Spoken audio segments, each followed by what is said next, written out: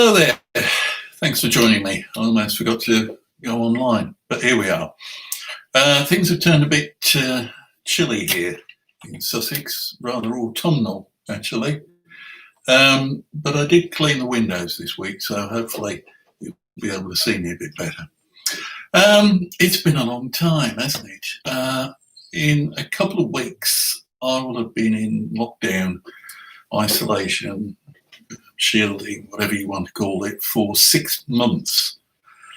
Now, I saw an interesting documentary not long ago about the life of Tom Jones, the famous singer and heartthrob, who was isolated for 2 years as a child.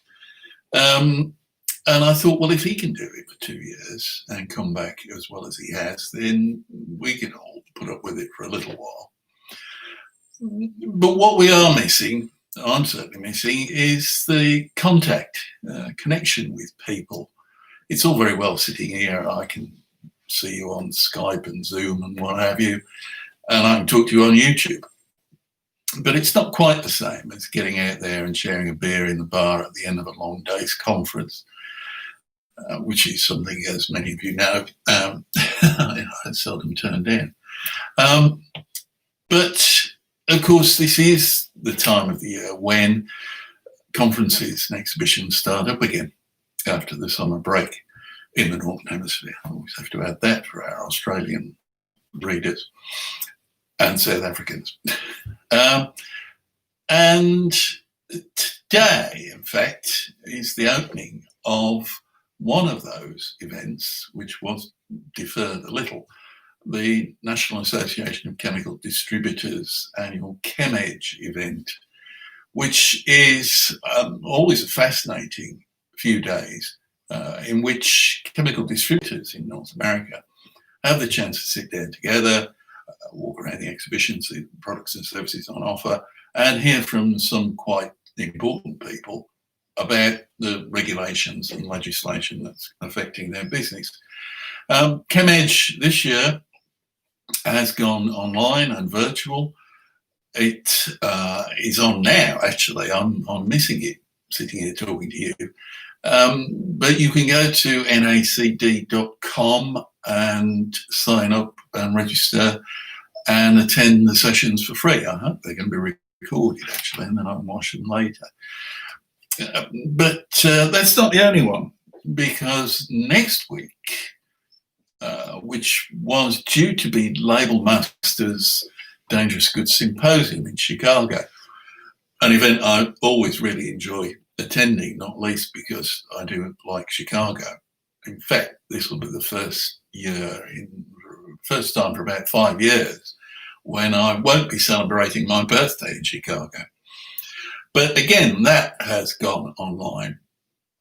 Label Master have set up a dedicated hosting platform for it, DG Exchange, and have also taken a rather interesting step, I think, of spreading it out. So rather than having 2 or 3 days of concentrated 8 hours of presentations, it's now taking place over pretty much a month, 4 weeks anyway. And I think that's sensible, because while it's possible to sit in a conference room and zone in and out when you're not that interested, watching it on screen, especially when you're sat in your own chair with plenty of other distractions, there's always the hoovering to do, or tonight's dinner to prepare, or hopefully grocery delivery turning up. And so it's been split into short chunks over several days, and it starts on the 9th of September with a regulatory update, and on the 11th of September there's a session on compliance versus competence. After that, for 5 days, actually, there's a whole day of lithium battery presentations. I may dip in and out of that. I'm not sure I can spend a whole week on lithium batteries. And it comes back again on the 24th and 29th of September, with more on regulations and a special session on explosives. On October the 1st, there's a session dedicated to China. And on the 6th, what promises to be quite an interesting session on generational learning differences. And as we move into a new generation of individuals coming into the dangerous goods community, I think that could be quite interesting. Again, as far as I know, anyway, I think it's free to attend, and it's dgexchange.com, or you can go via the Label Master website to get into that.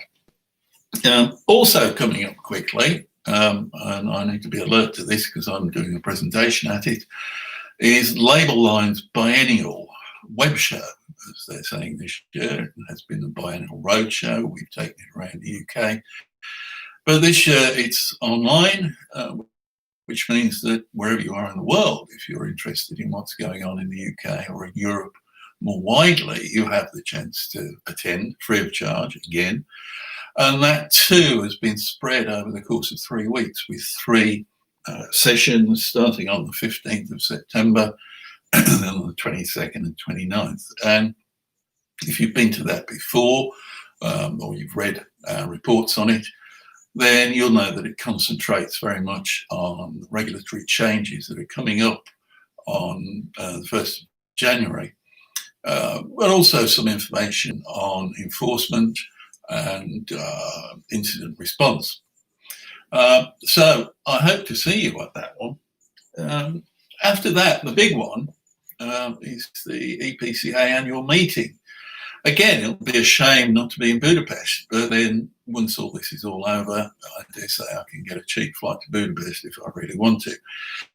But that, again, this year has gone virtual. It's on 3 days from the 5th to the 7th of October. It's free to attend for members of companies who are members of EPCA.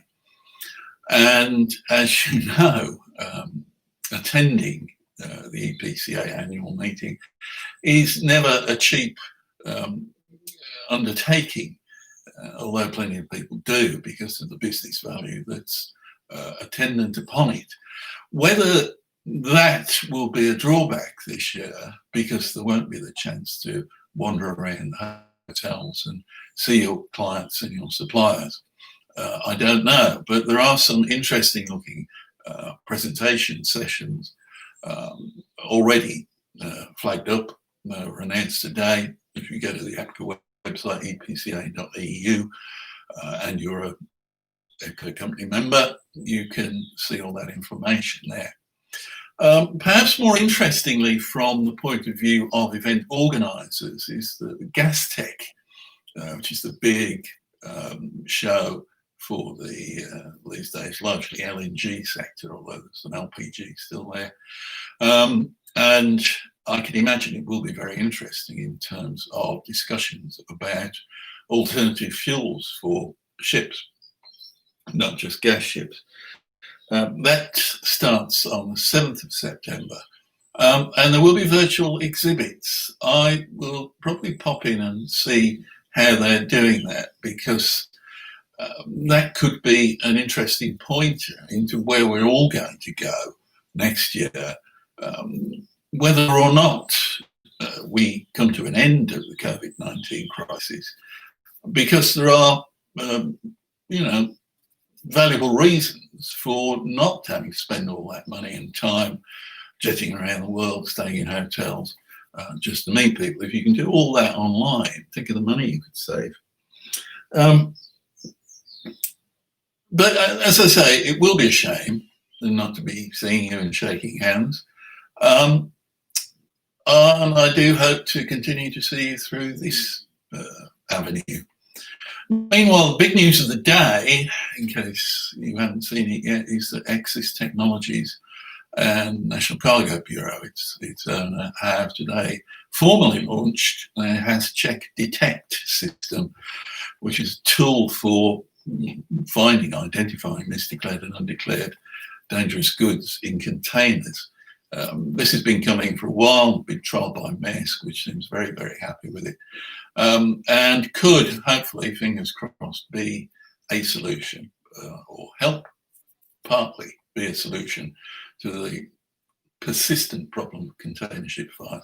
I may come back to that next week. There are one or two other topics that need to be talked about in that same region, and I hope to see you there.